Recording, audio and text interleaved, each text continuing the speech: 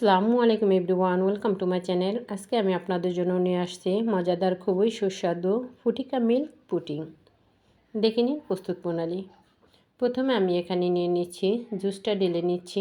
জুসটা ঢেলে নিয়ে এখন আমি দিয়ে দিচ্ছি আগার আগার পাউডারটা দিয়ে আমি ভালোভাবে মিক্স করে নিব।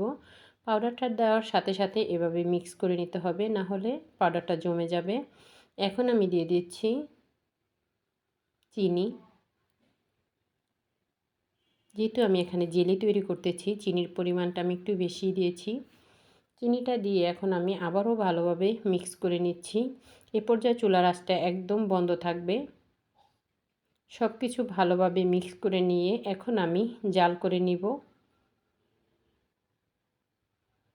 বলক আসা পর্যন্ত আমি অপেক্ষা করব। এই তো দেখুন বলক চলে আসে। এভাবে আমি 2-3টা বলক দিয়ে নামিয়ে নেব। বেশি জাল করার কোনো প্রয়োজন নাই।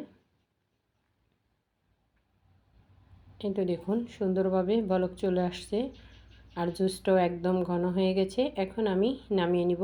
যে পাত্রে আমি এই জেলিটা বসাবো ওই পাত্রে আমি জুসটাকে সেঁকে নিচ্ছি, যাতে কোনো দানাদার ভাব না থাকে। এই তো দেখুন এভাবে আমি জেলিটা বসিয়ে দেব। এটা আমি নর্মাল ফ্রিজে রেখে দিব যাতে দ্রুত জেলি বসে যায়। এই তো দেখুন জেলিটা বসে গেছে। এখন আমি কেটে নিচ্ছি।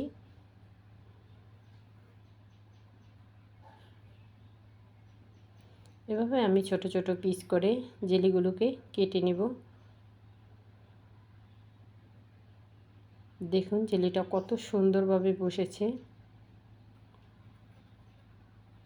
আর কত সুন্দর হয়েছে জেলিগুলো।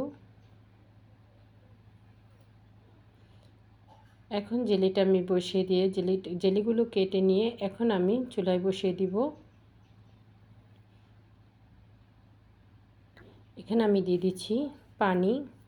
যেহেতু আমি মিল্ক পুডিং তৈরি করছি, ফুটিকা মিল্ক পুডিং। এখন আমি এখানে নিয়ে নিচ্ছি 1.5 কাপ পানি, সাথে দিয়ে দিচ্ছি গুঁড়ো দুধ। আপনারা চাইলে এটা লিকুইড দুধও দিতে পারেন। গুঁড়ো দুধটা দিয়ে আমি পানির সাথে গুঁড়ো দুধটাকে ভালোভাবে মিক্স করে নিচ্ছি। এই তো দেখুন মিক্স করে নেওয়া হয়ে গেছে। এখন আমি দিয়ে দিচ্ছি agar agar powder. Agar agar পাউডারটা দিয়ে আমি আবারও ভালোভাবে নেড়েচেড়ে নিব, দুধের সাথে ভালোভাবে মিক্স করে নিব। এ পর্যায়ে চুলার আঁচ একদম বন্ধ আছে। এখন আমি দিয়ে দিচ্ছি চিনি।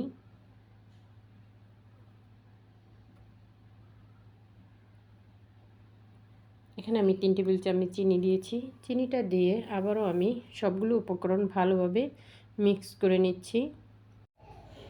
এখন আমি চুলায় জাল করে নিব বলক আসা পর্যন্ত। এই তো দেখুন বলক চলে আসছে। এখন আমি একটু ভালোভাবে নেড়েচেড়ে নিচ্ছি যাতে দুধটা আরেকটু ঘন হয়ে যায়।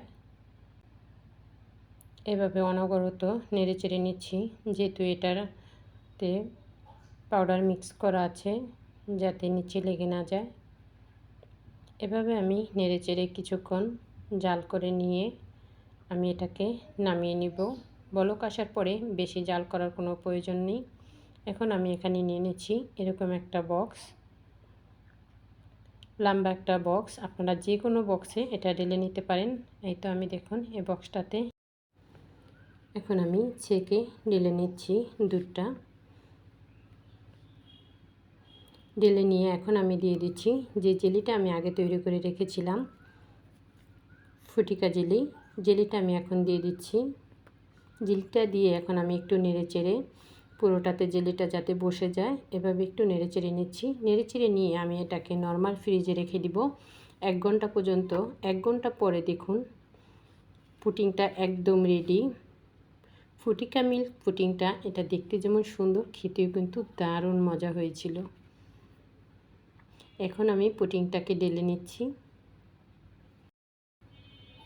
দেখুন এটা দেখতে কতটা সুন্দর হয়েছে আর কতটা লোভনীয় হয়েছে।